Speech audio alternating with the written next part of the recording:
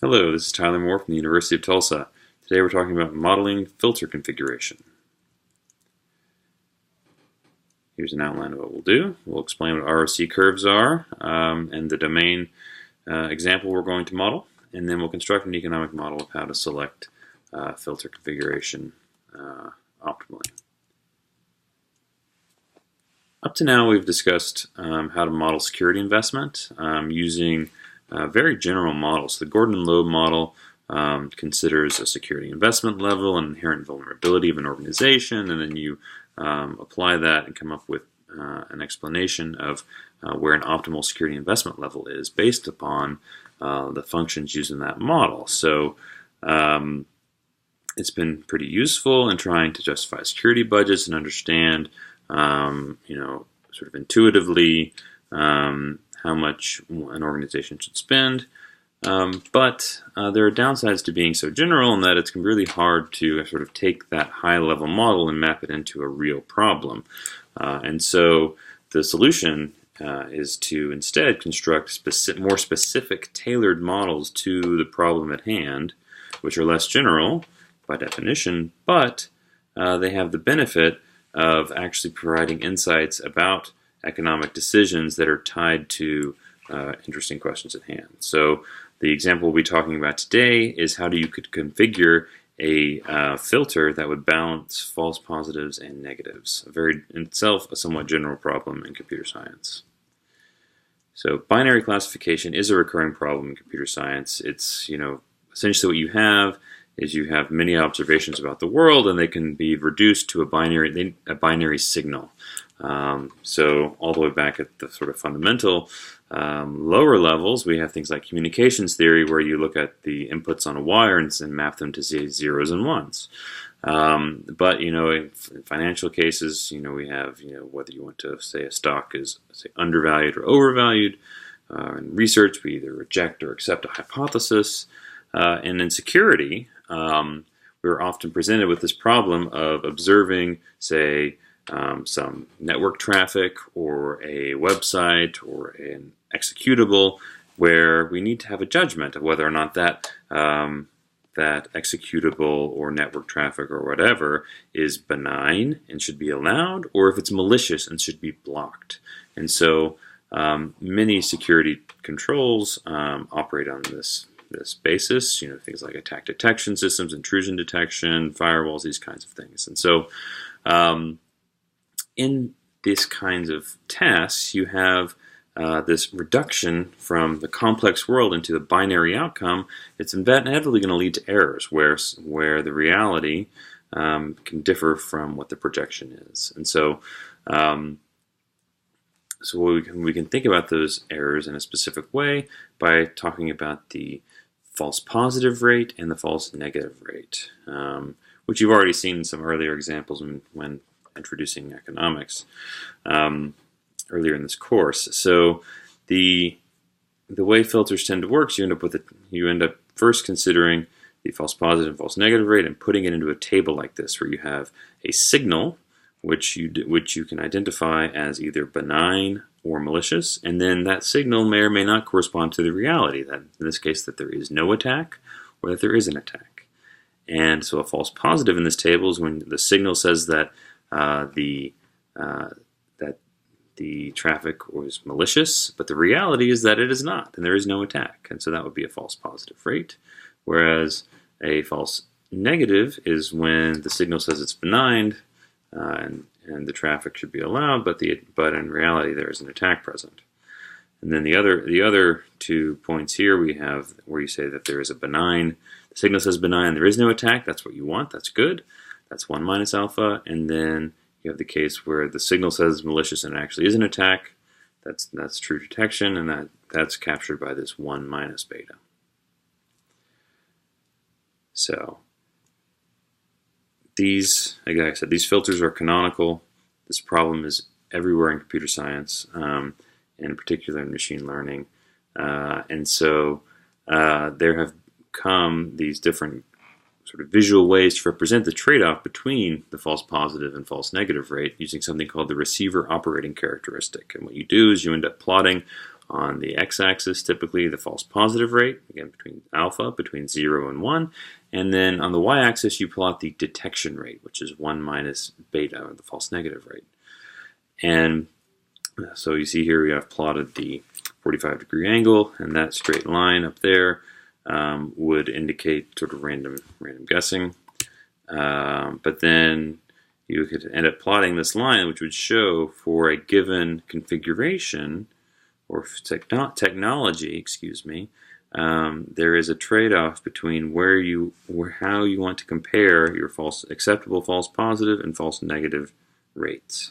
And so this line plots for a given technology all the possible configurations between the false positive rate and the detection rate. And you may have a different technology that, say, is better, which would have a different ROC curve, like this dashed line here, which is further up and to the left. And there, we can say that this is sort of a better performing technology because it has a lower false positive rate for the given detection rate. And so engineers typically will produce an ROC curve when they've got a technology that does binary classification, and then they come up with other metrics which help identify how you can compare in a scalar form the different technologies to one another. And so we have this other line here I've plotted, which is the alpha equals beta. So this is where you have your false positive and false negative rates are equal. And one of these scalar metrics is called the equal error rate, which is where the false positive rate and the false negative rate are the same. And essentially that's the point at which this alpha equals beta line bisects the ROC curve. And we can see that for the EER for the dashed line is going to be smaller than the EER for the solid line, which in the parlance of this metric, smaller EERs is better, so that metric would indicate that the dashed line ROC is preferred. There's another metric that's also used, which is just called the AUC, or area under the curve, which is just taking the integral of this ROC function, and the larger value you get for that integral, the better that you have. Now, and the AUC, because we're dealing with values between 0 and 1, that the value for the area under the curve must then vary between 0.5 and 1 itself. So in this case, larger values are better. So we know that binary classifiers are imperfect, and just in practice, finding the optimal trade-off, say for a spam filter or an intrusion detection system, is hard. There is this range of choices between varying the detection rate and the false positive rate. And what we're going to do here is frame this trade-off as an explicit economic problem, where we trade off between the opportunity cost of false positives and the losses that are incurred by dealing with false negatives. So to get to there, we first have to start with a trick, which is right now with the ROC curves we have two variables, alpha and beta, but we notice that alpha is on the x-axis, beta 1 minus beta on the y, so that means we can actually express beta as a function of alpha. Okay, and so so if we do that, then that allows us to get down to a single variable, which makes the analysis more tractable. So if we take this function beta, which is a mapping from the false positive rate onto the corresponding false negative rate, then we can work with that as a function. We're going to assume a couple of things, that if you have a 0 false positive rate, then the detection rate is 1, and the other way around. A false positive rate of 1 means you have a detection rate of 0. So, a false negative rate of 0, excuse me. We're going to make the assumption that essentially the beta of this function is convex, so that's the first derivative is negative and the second is positive. Okay, so we've reduced down to one variable, alpha. So now let's actually build a cost function that we can then optimize on. So let's start with a motivating example.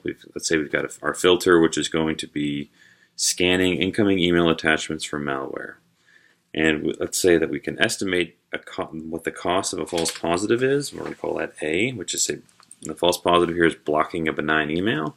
And then B becomes the cost of a false negative, which would be letting a malicious email through. And then we have a variable P, which is going to be the probability that any email that's being sent with an attachment has malware in it. So once we have all that, we can define a fairly simple cost function in terms of alpha. And that's going to be as follows: P times beta of alpha times B plus 1 minus P times alpha times A. Okay, so let's show you with an example. Suppose there's a 10% probability that an email has malware in it with an attachment. The cost of a false positive is $250. The cost of a false negative is $500. The false positive rate is 10%, and the false negative rate is 20%. Well, we just plug that all in there, and we can see that our cost, our expected cost in this case of a false positive is $32.50. Okay, so having seen that, there's now an exercise that you can do on your own, and we will actually do this in class. So you're welcome to try it now, but we will cover this in class and answer any questions you have there. Moving on. So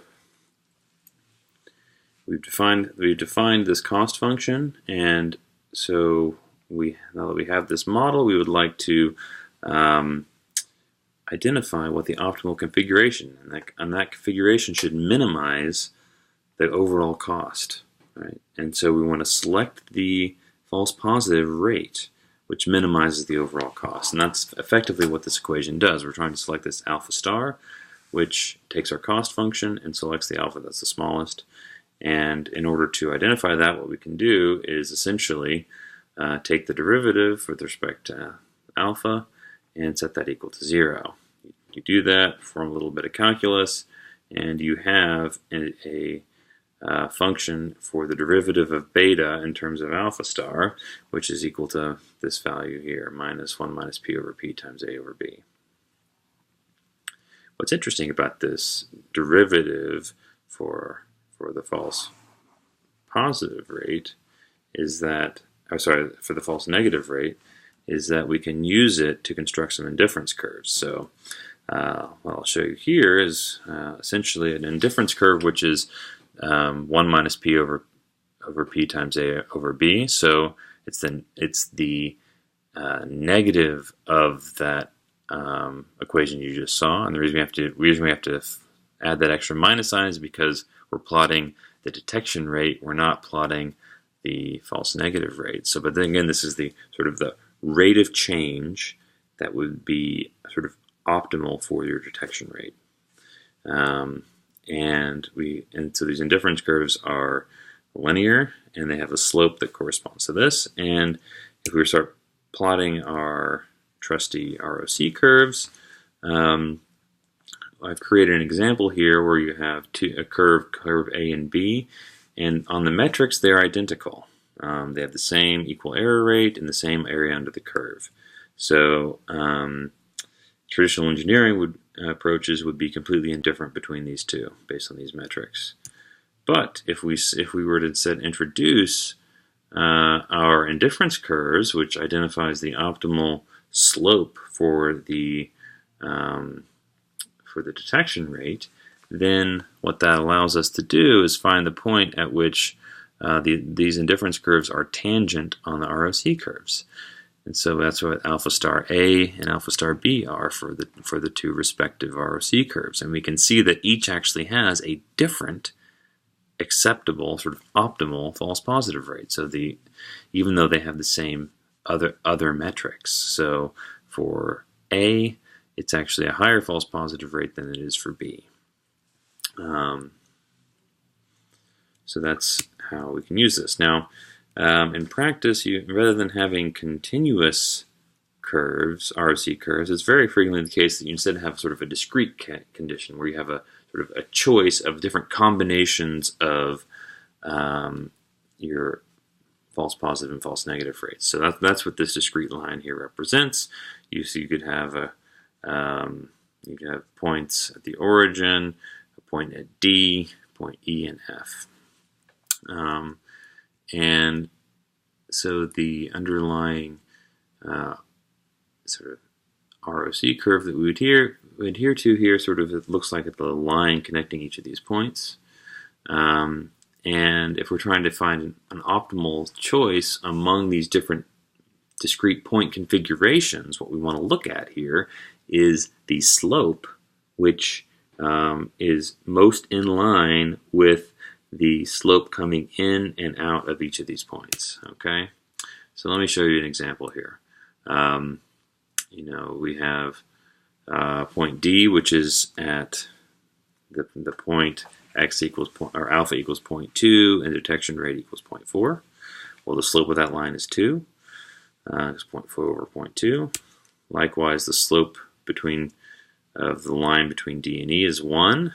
And the last slope is 1/3. And so if we have an environment like this, and we have our sort of indifference curve that sort of fits somewhere with a slope that lies in between one of these points, we can sort of treat this as an inequality where we find the configuration that is most optimal. So in this case, we would say that the optimal false positive rate is 0.2 if the slope of the indifference curve lies between the slope going into point D and out of point D. So here, if it lies between 1 and 2. And likewise, you could see it would be alpha equals 0.7 if the slope of what this 1 minus p over p times a over b, if that were to lie between 1/3 and 1. So given this, you can now do an exercise where you look for some given values of dealing with cost of false positives and negatives, and for different configuration choices, you can draw the ROC curve and calculate the slope that would be optimal and find the configuration that is most optimal given those choices. Now that's another exercise that we will do in class, and I look forward to seeing you then.